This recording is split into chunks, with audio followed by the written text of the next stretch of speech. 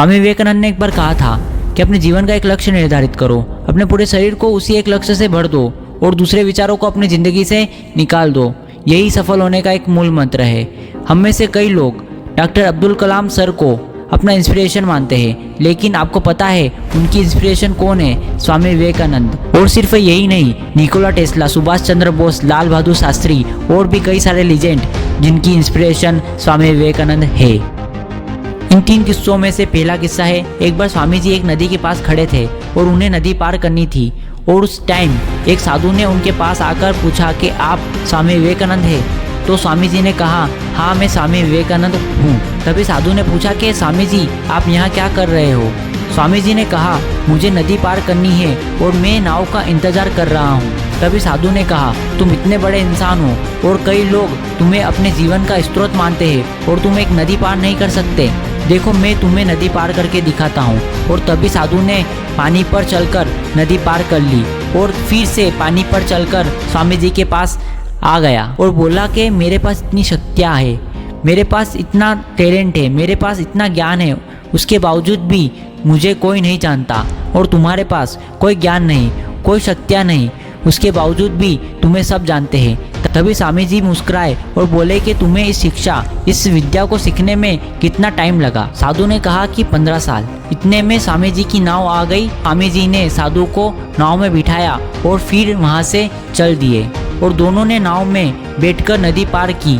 और पार करने के बाद स्वामी जी ने जेब से 1 रुपया निकाल कर और उस नाव वाले को दे दिया, यानी कि 50-50 पैसे दोनों के दे दिए।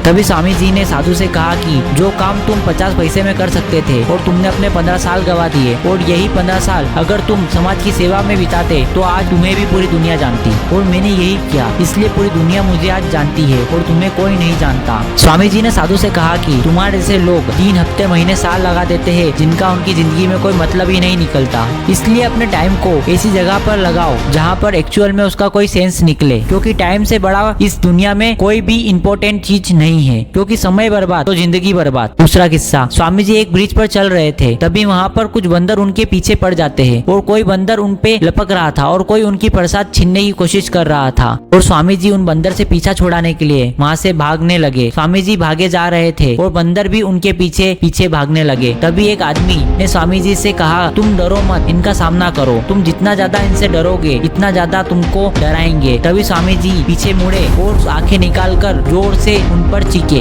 और तभी सारे बंदर वहाँ से दुम, और उन्हीं बंदरों की तरह होते हमारे नेगेटिव थॉट्स जिनसे हम डरते हैं, और जितना ज्यादा हम उनसे डरेंगे इतना ज्यादा वो हावी होते जाएंगे। इसलिए नेगेटिव थॉट्स और डर से डरो मत, बल्कि उनका सामना करो। इनसे तुम जितना ज्यादा डरोगे उतना ज्यादा ये तुमको डराएंगे। अगर तुम इनका सामना करते हो तो नेगेटिव थॉट्स और डर भी तुमसे डर जाएगा। तीसरा किस्सा, एक बार स्वामी जी उनके गुरुजी के साथ कहीं जा रहे थे, तभी उन्हें रास्ते में एक आदमी मिलता है और वो पत्थर पर कुछ बना रहा था। तो उस पत्थरकार ने जवाब दिया कि मैं एक राजा की मूर्ति बना रहा हूँ, मेरे पास राजा की कोई तस्वीर है? तब पत्थरकार बोला, तस्वीर नहीं है, पर मेरे दिमाग में उनकी तस्वीर छप चुकी है। तब स्वामी जी भी वो दृश्य देख रहे थे और उनने सोचा कि कोई भी आदमी अपने लक्ष्य को अपने आंखों में स्पष्ट देखता है वो बन जाता है।